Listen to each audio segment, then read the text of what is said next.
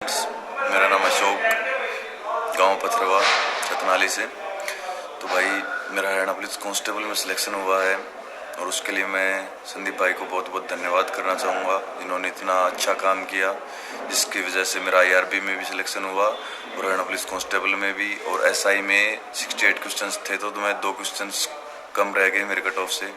खैर कोई नहीं भाई, बट संदीप भाई बहुत अच्छा काम कर रहे हैं आप। Keep it up.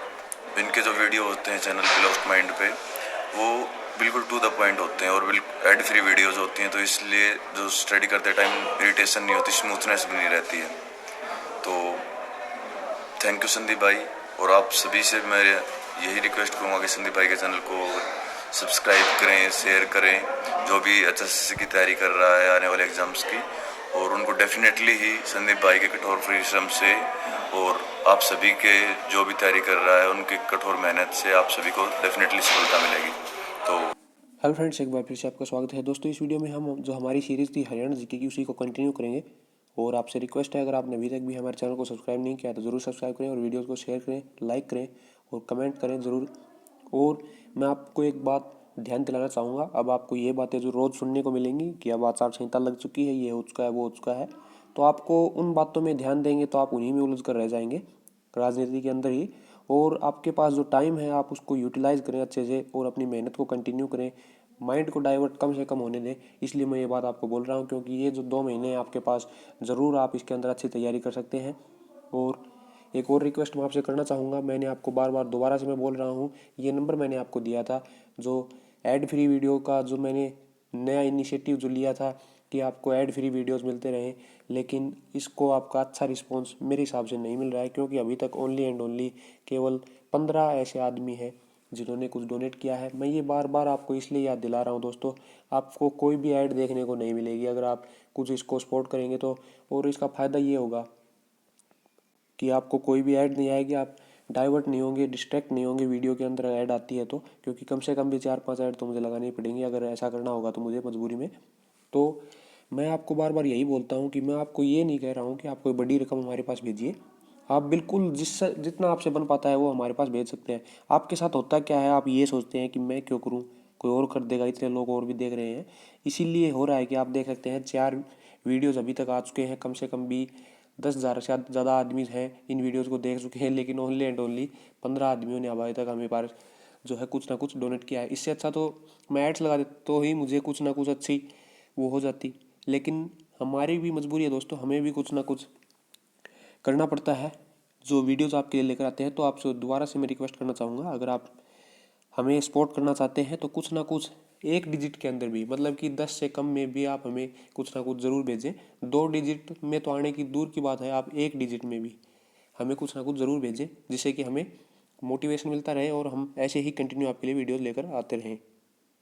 तो दोस्तों, वीडियो को शुरू करते हैं। आपका पहला क्वेश्चन है, Banabhatta was in the court of king Harshvardhan.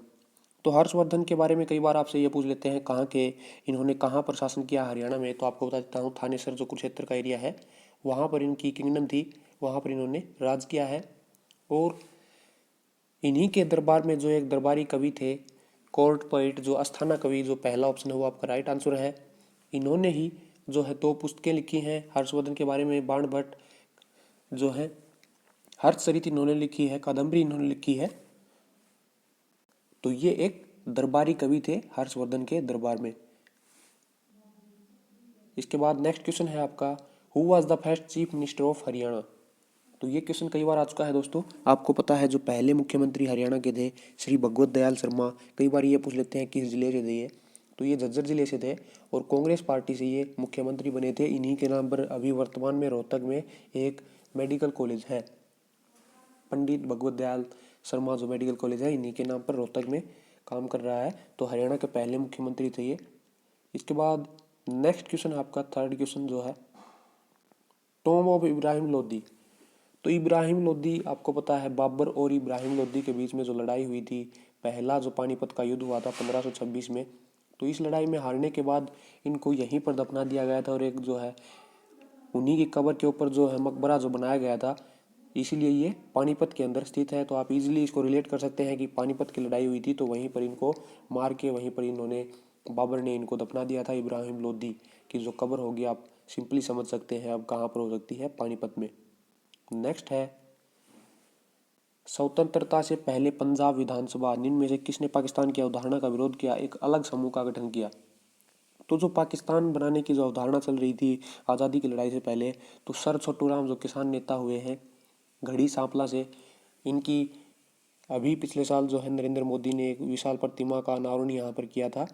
तो सर छोटू राम जो है इन्होंने जो है ऐसी अवधारणा का विरोध किया और एक अलग अपना समूह बनाया था चौधरी छोटू राम, सर छोटू राम ने। इसके बाद नेक्स्ट क्वेश्चन है आपका, वैसे तो ये करंट अफेयर्स का क्वेश्चन है। जो ये क्वेश्चन आप देख रहे हैं, हरियाणा मंत्रिमंडल ने हाल ही में दिल्ली से खालिस्तान तक मेट्रो रेल के विस्तार को मंजूरी दे दी है। तो मेट्रो की जो आप समझ सकते हैं, बाकी जो जिले आप देख रहे हैं पंचकुला, रेवाड़ी, हिसार, एक बार मैं आपको मैप में दिखाना चाहूँगा। मैप का दोस्तों आपको मैं बार बार बोलता हूँ, मैप आप ज़रूर लेकर आइए, मैप से आपको बहुत ज़्यादा चीज़ें आपको याद रहती हैं। तो आप सीधे से समझ सकते हैं, तीन ऑप्शन जो आपको दिए गए हैं, एक ऑप्शन आपको दिया है हिसार, ये देख रहे हैं आप हिसार, एक ऑप्शन आपको दिया है रेवाड़ी, एक ऑप्शन आपको दिया है पंचकुला, पंचकुला जो थर्ड ऑप्शन आपको दिया है, और एक ऑप्शन है आपके पास सोनीपत।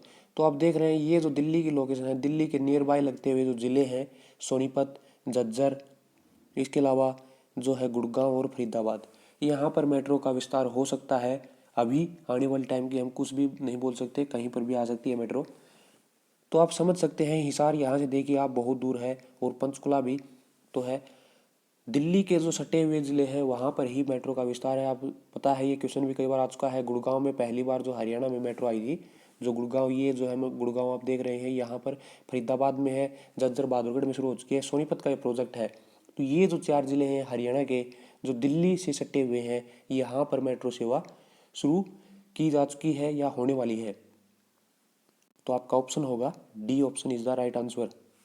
नेक्स्ट है, हरियाणा में हर साल कितने खिलाड़ियों को भीम पुरस्कार मिलता है। तो ये खिलाड़ियों को मिलता है 11, और इससे कम भी हो सकते हैं। कम क्यों हो सकते हैं वो मैं आपको समझाना चाहूँगा, एक बार मैं आपको दिखाना चाहूँगा। जो ये आप इस पीडीएफ के अंदर देख सकते हैं,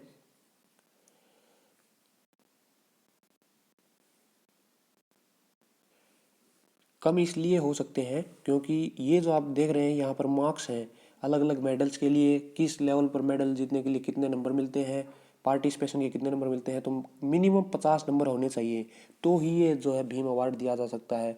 तो कोई ऐसा भी साल हो सकता है जिसमें कैंडिडेट्स क्वालिफाई ही ना कर पाए। तो इसके दौरान जो है इस अवार्ड के तहत क्या क्या चीज़ें दी जाती हैं वो आप देख लीजिए। 5 लाख रुपए का कैश प्राइज़ दिया जाता है। इसके अलावा जो एक भीम की जो प्रतिमा आप देख रहे हैं, ये जो मोमेंटो है, एक ये दिया जाता है, भीम समर्थित चिन्ह दिया जाता है, एक ब्लेजर दिया जाता है, टाई स्कार्फ और एक सम्मान पत्र, ये चीज़ें दी जाती हैं। और ये जो 11 होते हैं ये किस किस क्षेत्र में दिए जाते हैं, 3 पुरस्कार दिए जाते हैं टीम इवेंट के लिए, 5 दिए जाते हैं पर जो है इंडिविजुअल गेम्स के लिए, 2 है पैरा ओलंपिक के लिए और एक है स्पेशल ओलंपिक्स के लिए। इस प्रकार से 11 जो है भीम अवार्ड दिए जाते हैं। तो आपका जो राइट आंसर होगा C option is the right answer. इसके बाद नेक्स्ट क्वेश्चन है आपका, खालिस्तान को हरियाणा का मिलेनियम शहर कहा जाता है। मिलेनियम सिटी ऑफ हरियाणा, सपनों का शहर गुड़गांव, चकाचौंध से भरा हुआ शहर जो आप देख सकते हैं गुड़गांव। और इसके अलावा जो है नोएडा जो है आपको पता है हरियाणा में है ही नहीं, ये यूपी के अंदर है। New Okhla industrial development area, ये इसकी फुल फॉर्म है नोएडा की, दिल्ली से सटा हुआ है ये भी। बाकी रेवाड़ी आपको पता है पित्तल नगरी जिसको हम बोलते हैं यहाँ पर। और फरीदाबाद जो है औद्योगिक नगरी, हरियाणा का इंडस्ट्रियल और उत्तर भारत का भी एक बहुत बड़ा जो है औद्योगिक नगरी है, इंडस्ट्रियल एरिया जो है फरीदाबाद इंडस्ट्रियल डिस्ट्रिक्ट जिसको हम बोलते हैं। इसके बाद आपका नेक्स्ट क्वेश्चन है, नेशनल क्वेश्चन है। इसके बाद ये क्वेश्चन है आपका 15 question, Kalidas of Haryana, popularly known as Kalidas of Haryana, Haryana का कालिदास किसे कहा जाता है। तो दीपचंद बहमन ये सांगी हुए हैं, प्रसिद्ध सांगी हैं सोनीपत के खंडा गांव से, खंडा सोनीपत। तो खंडा सोनीपत से हैं दीपचंद बहमन, इनको बोला जाता है कालिदास ऑफ हरियाणा। इसके अलावा पंडित नेकीराम शर्मा एक पत्रिका निकाली थी, इनका क्वेश्चन पूछ जाता है कई बार, मैं आपको बता देता हूँ। संदेश जो पत्रिका है, सुरेंद्र शर्मा है ये महेंद्रगढ़ से, एक हास्य कलाकार हैं। इसके बाद आपका नेक्स्ट क्वेश्चन है, हरियाणा साहित्य अकादमी द्वारा दिया गया महाकवि सूरदास सम्मान की पुरस्कार राशि क्या है? तो ये पहले 1 लाख रुपए की राशि होती थी। कांग्रेस गवर्नमेंट ने 2007-8 में इसको बढ़ाकर 1.5 लाख रुपए कर दिया था। तो अब इसमें 1.5 लाख रुपए दिए जाते हैं जीतने वाले को। इसके बाद आपका नेक्स्ट क्वेश्चन है 17 क्वेश्चन, पुस्तक वस्त्राभूषण और हरियाणवी लोकगीत के लेखक। इस टाइप के जो क्वेश्चन होते हैं दोस्तों, ये काफ़ी जो है आपके नंबर बढ़ाने के लिए मददगार होते हैं, ये अगर आपने पढ़े हुए होते हैं तो, क्योंकि इसमें कुछ रिलेट करने वाली बात है नहीं, डायरेक्ट क्वेश्चन है कि किसने लिखी है ये पुस्तक। तो अगर आपको याद है, आपने देखा भी है एक बार, तो हो सकता है आप सही कर दें उस ऑप्शन में। तो दीपिका रानी की ये बुक है, जो पुस्तक है वस्त्राभूषण और हरियाणवी लोकगीत। इसके अलावा अगर आप बुक्स के लिए कोई स्पेशल वीडियो देखना चाहते हैं तो हमने हमारे चैनल पर लगभग 80 से ऊपर बुक्स का एक वीडियो हरियाणा का डाला हुआ है, जिसमें हरियाणा से रिलेटेड लिटरेचर की जो बुक्स हैं, किसने कौन सी पुस्तक लिखी, उसका स्पेशल वीडियो हमने हमारे चैनल पर डाल रखा है, वो आप देख सकते हैं। नेक्स्ट है, निम्न में से कौन हरियाणा के प्रसिद्ध कवि और लोकगीत कलाकार हैं? तो इनमें जो ऑप्शंस में आप देख रहे हैं, दयाचंद मायना प्रसिद्ध कवि और लोकगीत कलाकार की अगर बात होती है तो बाकी कोई राइटर है, लेकिन ये बात हो रही है कवि की, पोइट की और लोकगीत की, फोकलोर आर्टिस्ट की। तो ये जो है दयाचंद वाल्मीकि कास्ट के रोहतक के जो मायना गांव है उससे जुड़े हुए हैं ये, इसलिए इनके नाम के पीछे लगा हुआ है दयाचंद मायना। और एक बहुत ही इंपॉर्टेंट बात इनके बारे में, अगर आपसे ये पूछा जाता है हरियाणा के जॉन मिल्टन, हरियाणा के जॉन मिल्टन किसे कहा जाता है? तो हरियाणा के जॉन मिल्टन है दयाचंद मायना, रोहतक के मायना गांव से संबंधित हैं। नेक्स्ट है, मोरनी पहाड़ियों से निम्न में से कौन सी नदी निकलती है? तो बाकी मैं आपको समझाना चाहूँगा, दोहान नदी, कृष्णावती नदी, इंदौरी नदी, ये दक्षिणी हरियाणा की नदियाँ हैं। मोरनी पहाड़ियाँ आपको पता है उत्तरी पूर्वी हरियाणा में पंचकुला जिले में है। मोरनी की पहाड़ियाँ शिवालिक पर्वत श्रेणियों की सबसे ऊंची चोटियों में शामिल हैं। ये मोरनी की पहाड़ियाँ जो हैं, करोल चोटी है, सबसे ऊंची चोटी होती है वैसे तो, लेकिन इसमें जो पूछा है मोरनी से कौन सी निकलती है, बाकी जो तीनों हैं वो या तो मेवात पहाड़ियों से निकलती हैं, लेकिन जो टांगरी नदी एकमात्र नदी है जो इन ऑप्शंस के अंदर जो निकलती है मोरनी की पहाड़ियों से। एक क्वेश्चन मैं आपको पूछना चाहूँगा, इंदौरी नदी ग्रुप डी के अंदर ये क्वेश्चन पूछा गया था, इसका आंसर ऑप्शन वाइज तो हमें करना पड़ेगा, उसमें इंदौर दिया हुआ था तो इंदौर हमें करना पड़ेगा। इंदौरी नदी जो निकलती है इंदौर से, ये एक इंदौर किला था, इंदौरा किला मेवात के अंदर, वहाँ से ये नदी निकलती है, इसीलिए उन्होंने जो ऑप्शन सही माना था जो है, बाकी कोई ऑप्शन वैसे सही बनता भी नहीं था उसके अंदर, तो इंदौरी नदी निकलती है इंदौर से, अगर आपको ऑप्शन में इंदौर मिलता है तो। नेक्स्ट है, हरियाणा की सबसे बड़ी झील। तो हरियाणा की सबसे बड़ी जो झील है आपको पता है ब्रह्मसरोवर कुरुक्षेत्र में है, सुखना झील चंडीगढ़, सूरजकुंड फरीदाबाद में, दमदमा झील। ये आपको हमें कमेंट करके बताना है ये कहाँ पर है, हरियाणा के कौन से जिले के अंदर है जो कि हरियाणा की सबसे बड़ी झील है। नेक्स्ट है, हरियाणा में राष्ट्रीय डेयरी अनुसंधान संस्थान। मैं मेरे पिछले 3-4 वीडियोज में आपको बार बार बता चुका हूँ, अगर आपसे डेयरी का पूछा जाता है, दुग्ध अनुसंधान का पूछा जाता है, मिट्टी लवणता अनुसंधान आपसे पूछा जाता है, गेहूं अनुसंधान आपसे पूछा जाता है, तीनों का ही आंसर क्या होगा? करनाल। करनाल के अंदर है ये तीनों।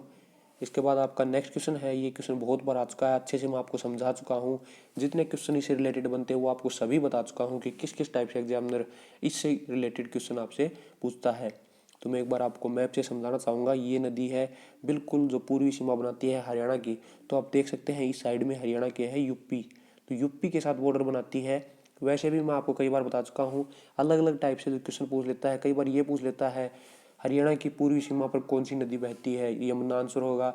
आपसे ये पूछा जाता है उत्तर प्रदेश से हरियाणा को कौन सी नदी अलग करती है, यमुना। इसके अलावा हरियाणा की सबसे लंबी नदी कौन सी है, यमुना। तो ये जो क्वेश्चन है यमुना नदी से रिलेटेड है, सारे ही क्वेश्चन मैं आपको बता चुका हूँ। नेक्स्ट है, मैच करने हैं ये हमें, किसका उत्पादन कहाँ पर होता है। तो आलू जो है कुरुक्षेत्र के अंदर होता है ज़्यादा, प्याज जो है गुड़गांव के अंदर, और फूल गोभी सोनीपत के अंदर, और टमाटर करनाल के अंदर। तो ये कई बार क्या होता है दोस्तों, एज इट इज क्वेश्चन को उठा लेते हैं, एज इट इज क्वेश्चन दे देते हैं, तो आप इनको जरूर याद रखें किसका उत्पादन कहाँ पर ज़्यादा हो रहा है। नेक्स्ट क्वेश्चन है, राज्यपाल के पद का आधिकारिक कार्यकाल। तो राज्यपाल वर्तमान में आपको पता है हरियाणा के SN आर्य हैं, सत्यदेव नारायण आर्य, 25 अगस्त 2018 को ये बने थे। 25 अगस्त 2018 को शपथ ली थी इन्होंने। तो ये जो है इनका जो कार्यकाल होता है 5 साल का होता है। इसके बाद नेक्स्ट क्वेश्चन है आपका सेकंड टियर पंचायती राज का दूसरा स्तर। तो आपको पता है पंचायती राज जो त्रिस्तरीय कमेटी ने जो फैसला दिया था, त्रिस्तरीय जो प्रणाली थी उसमें सबसे नीचे था ग्राम पंचायत, उसके बाद पंचायत समिति। तो इसने हमसे दूसरा ही स्तर पूछा है। पहला स्तर है ग्राम पंचायत, दूसरा है पंचायत समिति और तीसरा जो स्तर था वो था जिला परिषद। त्रिस्तरीय जो सुधार दिए गए थे उनमें ये 3 जो स्तर दिए गए थे तो उनमें दूसरा स्तर है पंचायत समिति। नेक्स्ट है 27 क्वेश्चन, हरियाणा का कालेसर राष्ट्रीय उद्यान। कालेसर जो है यमुनानगर के अंदर है। आपको पता है पक्षियों के लिए मुख्यतः ये प्रसिद्ध है। एक और है इसके अलावा, आपको पता है पक्षियों के लिए सुल्तानपुर। नेक्स्ट है फरीदाबाद हरियाणा तथा उत्तर भारत का। हाँ, ये तो क्वेश्चन मैंने आपको ऊपर ही बता दिया था जब हम बात कर रहे थे मिलेनियम सिटी की। तो मैंने आपको उसी टाइम बताया था कि हरियाणा का औद्योगिक शहर या औद्योगिक जिला या उत्तर भारत का भी बहुत फेमस औद्योगिक नगर फरीदाबाद। नेक्स्ट है कौन सा जिला अपने शानदार कपड़ों और कालीनों के लिए प्रसिद्ध है। तो सिटी ऑफ वीवर्स आपसे पूछा जाता है, बुनकरों का शहर या सिटी ऑफ वीवर्स। तो सिटी ऑफ वीवर्स कौन सा है, बुनकरों का शहर। कालीन की बात की जाए, कंबलों की बात की जाए जो आर्मी को सप्लाई किए जाते हैं, सभी के लिए जो है पानीपत प्रसिद्ध है। पानीपत से ही सप्लाई किए जाते हैं। तो ये थे आपके क्वेश्चन। आगे शायद रीजनिंग के क्वेश्चन शुरू हो चुके हैं। तो दोस्तों वीडियो आपको कैसा लगा कमेंट करके हमें ज़रूर बताएं। सपोर्ट करने के लिए ये काम ज़रूर करें क्योंकि मैं 4 या 5 वीडियो तक और इसको ट्राई करूँगा। उसके बाद आपको एड्स शायद देखने को मिले। अगर आपका सपोर्ट हमें नहीं मिलता है तो चैनल को सब्सक्राइब जरूर कर लें, वीडियो को लाइक करें अगर आपको पसंद आया तो, और शेयर करें ज़रूर। Thank you.